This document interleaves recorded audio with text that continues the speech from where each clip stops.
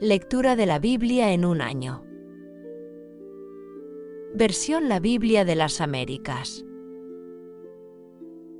Día 338.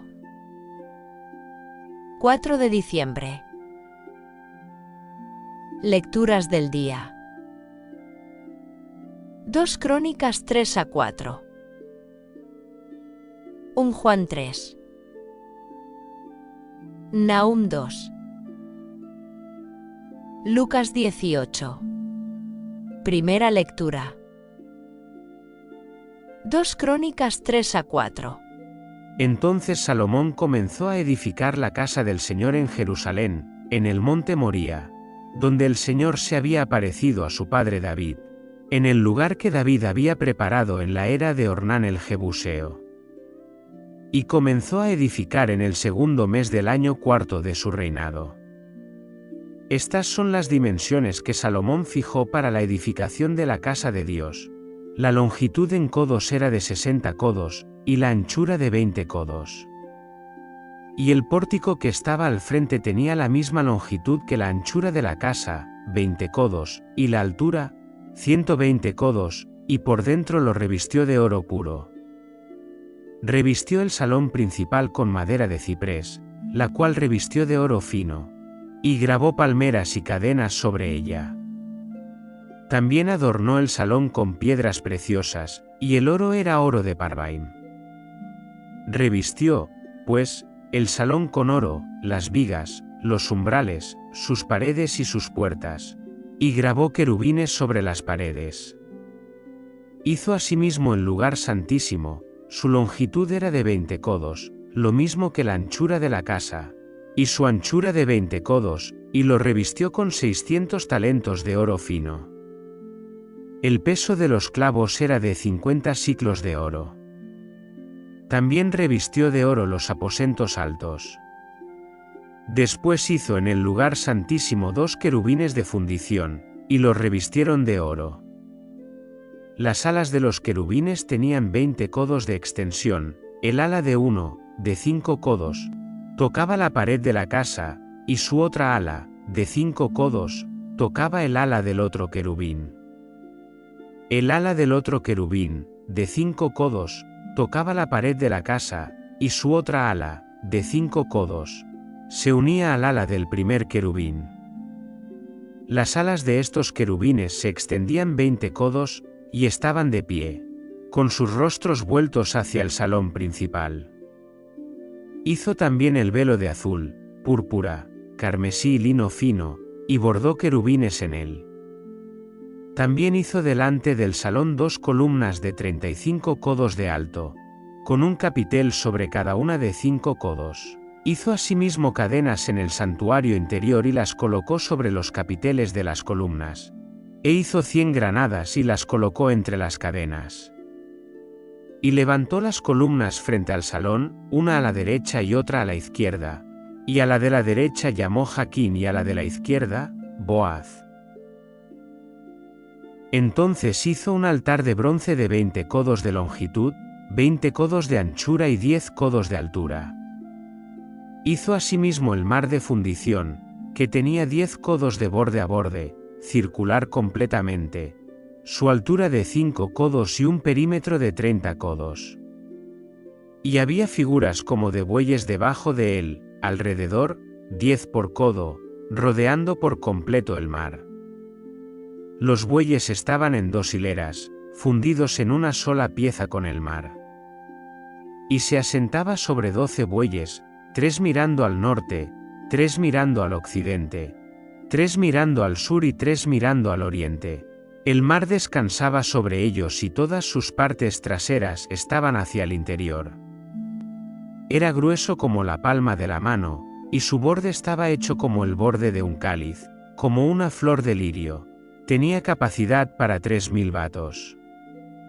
También hizo 10 fuentes para lavar, y colocó 5 a la derecha y 5 a la izquierda. En ellas se lavaba lo que pertenecía al holocausto, pero el mar era para que los sacerdotes se lavaran en él. Entonces hizo 10 candelabros de oro conforme a su diseño, y los colocó en el templo, 5 a la derecha y 5 a la izquierda. Hizo asimismo 10 mesas y las colocó en el templo, 5 a la derecha y 5 a la izquierda. También hizo 100 tazones de oro. Entonces hizo el atrio de los sacerdotes, y el gran atrio y las puertas para el atrio, y revistió de bronce sus puertas. Y colocó el mar al lado derecho, hacia el oriente, frente al sur. Hiram también hizo las ollas, las palas y los tazones. Así Hiram terminó la obra que hizo para el rey Salomón en la casa de Dios, 2 columnas, los 2 tazones de los capiteles que estaban sobre las columnas, y las 2 redes para cubrir los 2 tazones de los capiteles que estaban sobre las columnas, las 400 granadas para las 2 redes, 2 hileras de granadas para cada red, para cubrir los 2 tazones de los capiteles que estaban sobre las columnas. Hizo también las basas y las fuentes sobre las basas, un mar y los 12 bueyes debajo de él. Y las ollas, las palas y los tenedores. Todos estos utensilios que Hiram hizo para el rey Salomón en la casa del Señor eran de bronce bruñido. El rey los hizo fundir en la llanura del Jordán, en la tierra arcillosa entre Sucot y Ceredata. Y Salomón hizo todos estos utensilios en gran abundancia, de modo que no se averiguó el peso del bronce. Entonces Salomón hizo todos los utensilios que estaban en la casa de Dios, el altar de oro, las mesas sobre las cuales estaba el pan de la proposición, los candelabros con sus lámparas de oro puro para que ardieran delante del santuario interior según el diseño, las flores, las lámparas y las tenazas de oro puro, las despabiladeras, los tazones, los cucharones y los incensarios de oro puro, y la entrada del templo, las puertas interiores del lugar santísimo y las puertas del salón principal eran también de oro. Segunda lectura. 1 Juan 3. Mirad cuán gran amor nos ha otorgado el Padre, para que seamos llamados hijos de Dios, y eso somos. Por esto el mundo no nos conoce, porque no le conoció a Él. Amados, ahora somos hijos de Dios y aún no se ha manifestado lo que habremos de ser. Pero sabemos que cuando Él se manifieste, seremos semejantes a Él, porque le veremos como Él es. Y todo el que tiene esta esperanza puesta en Él, se purifica, así como Él es puro. Todo el que practica el pecado, practica también la infracción de la ley, pues el pecado es infracción de la ley. Y vosotros sabéis que Él se manifestó a fin de quitar los pecados, y en Él no hay pecado. Todo el que permanece en Él, no peca, todo el que peca, ni le ha visto ni le ha conocido. Hijitos, que nadie os engañe, el que practica la justicia es justo, así como Él es justo. El que practica el pecado es del diablo, porque el diablo ha pecado desde el principio. El Hijo de Dios se manifestó con este propósito, para destruir las obras del diablo. Ninguno que es nacido de Dios practica el pecado, porque la simiente de Dios permanece en él, y no puede pecar, porque es nacido de Dios. En esto se reconocen los hijos de Dios y los hijos del diablo. Todo aquel que no practica la justicia, no es de Dios, tampoco aquel que no ama a su hermano. Porque este es el mensaje que habéis oído desde el principio, que nos amemos unos a otros. No como Caín, que era del maligno, y mató a su hermano. ¿Y por qué lo mató? Porque sus obras eran malas, y las de su hermano justas. Hermanos, no os extrañéis si el mundo os odia. Nosotros sabemos que hemos pasado de muerte a vida porque amamos a los hermanos. El que no ama permanece en la muerte. Todo el que odia a su hermano es un asesino, y vosotros sabéis que ningún asesino tiene vida eterna permanente en él. En esto conocemos el amor, en que Él puso su vida por nosotros. También nosotros debemos poner nuestras vidas por los hermanos. Pero el que tiene bienes de este mundo, y ve a su hermano en necesidad y cierra su corazón contra él, ¿cómo puede morar el amor de Dios en él? Hijitos, no amemos de palabra ni de lengua, sino de hecho y en verdad.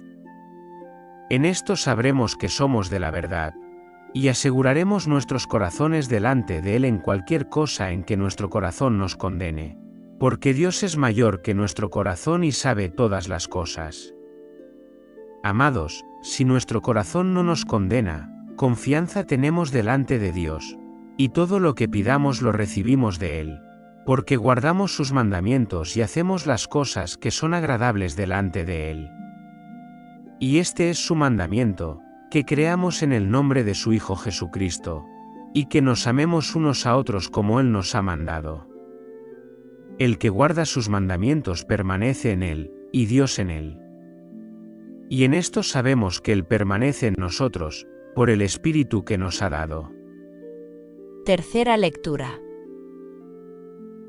Nahum 2. El que dispersa sube contra ti. Guarda la fortaleza, vigila el camino, fortalece tus lomos, refuerza grandemente tu poder. Porque el Señor restaurará la gloria de Jacob como la gloria de Israel, aunque los destructores los hayan destruido y hayan devastado sus sarmientos. El escudo de sus valientes está enrojecido, los guerreros están vestidos de escarlata. El carro refulge con antorchas el día de su preparación, y se blanden las lanzas.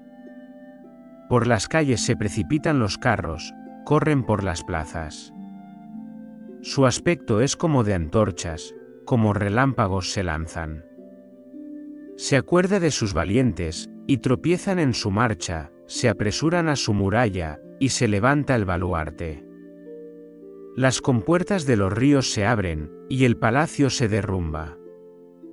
Se ha tomado una decisión, ella es descubierta, es llevada, y sus criadas gimen como palomas, golpeándose el pecho. Nínive ha sido como estanque de agua desde la antigüedad, pero ellos huyen. Deteneos, deteneos, pero nadie se vuelve. Saquead la plata, saquead el oro, no hay fin a los tesoros, una abundancia de toda clase de objetos preciosos. Vacía está. Sí, desolada y devastada.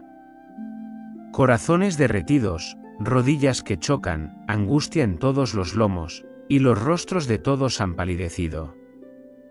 ¿Dónde está la guarida de los leones y la cueva de los leoncillos, donde el león, la leona y sus cachorros andaban, sin que nadie los molestara?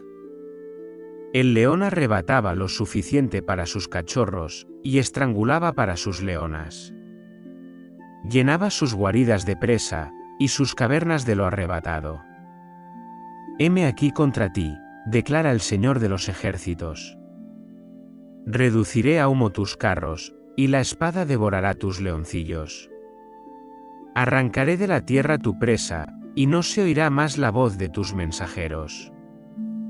Cuarta lectura. Lucas 18.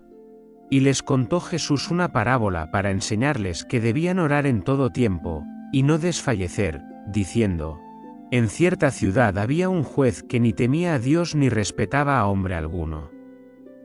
Y había en aquella ciudad una viuda, la cual venía a él constantemente, diciendo: Hazme justicia contra mi adversario.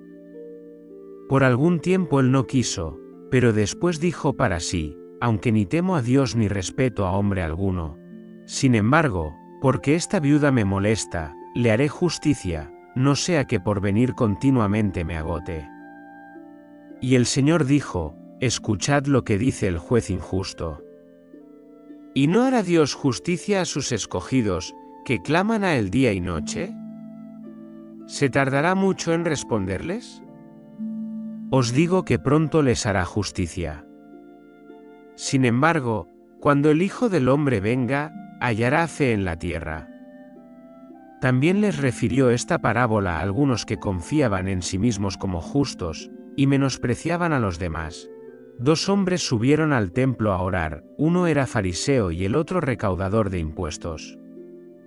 El fariseo puesto en pie, oraba para sí de esta manera: Dios, te doy gracias porque no soy como los demás hombres, estafadores, injustos, adúlteros, ni aun como este recaudador de impuestos. Yo ayuno 2 veces por semana, doy el diezmo de todo lo que gano. Pero el recaudador de impuestos, de pie y a cierta distancia, no quería ni siquiera alzar los ojos al cielo, sino que se golpeaba el pecho, diciendo: Dios, ten piedad de mí, pecador. Os digo que éste descendió a su casa justificado y no aquel, porque todo el que se ensalza será humillado, pero el que se humilla será ensalzado.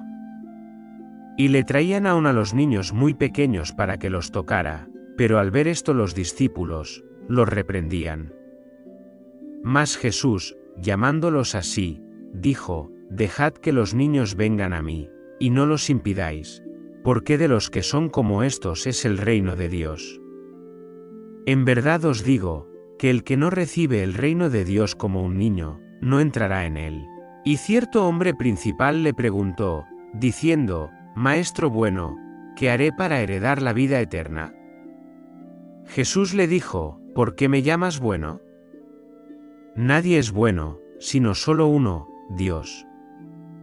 Tú conoces los mandamientos: no cometas adulterio, no mates, no hurtes, no des falso testimonio, honra a tu padre y a tu madre. Y él dijo: Todo esto lo he guardado desde mi juventud. Cuando Jesús oyó esto, le dijo: Una cosa te falta todavía. Vende todo lo que tienes y repártelo entre los pobres, y tendrás tesoro en los cielos, y ven, sígueme. Pero al oír esto, se puso muy triste, porque era sumamente rico. Jesús, viéndole muy triste, dijo: Qué difícil es que entren en el reino de Dios los que tienen riquezas. Porque es más fácil que un camello pase por el ojo de una aguja, que el que un rico entre en el reino de Dios. Los que oyeron esto, dijeron: Entonces, ¿quién podrá salvarse? Y él respondió: Lo que es imposible para los hombres, es posible para Dios. Entonces Pedro dijo: Mira, nosotros lo hemos dejado todo y te hemos seguido. Y él les dijo: En verdad os digo, que no hay nadie que haya dejado casa, o mujer, o hermanos, o padres, o hijos por causa del reino de Dios, que no reciba muchas veces más en este tiempo, y en el siglo venidero, la vida eterna. Tomando aparte a los 12, les dijo: Mirad, subimos a Jerusalén. Y se cumplirán todas las cosas que están escritas por medio de los profetas acerca del Hijo del Hombre. Pues será entregado a los gentiles, y será objeto de burla, afrentado y escupido, y después de azotarle, le matarán, y al tercer día resucitará. Pero ellos no entendieron nada de esto, el significado de estas palabras les estaba encubierto, y no comprendían lo que se les decía. Y aconteció que al acercarse a Jericó, un ciego estaba sentado junto al camino, mendigando. Al oír que pasaba una multitud, preguntaba qué era aquello. Y le informaron que Jesús de Nazaret pasaba. Entonces gritó, diciendo: Jesús, Hijo de David, ten misericordia de mí. Y los que iban delante lo reprendían para que se callara, pero él gritaba mucho más: Hijo de David, ten misericordia de mí. Jesús se detuvo y ordenó que se lo trajeran, y cuando estuvo cerca, le preguntó: ¿Qué quieres que yo haga por ti? Y él dijo: Señor, que reciba la vista. Y Jesús le dijo: Recíbela, tu fe te ha sanado. Al instante recibió la vista, y le seguía glorificando a Dios. Cuando toda la gente vio esto, alabaron a Dios. Fin de la lectura día 338.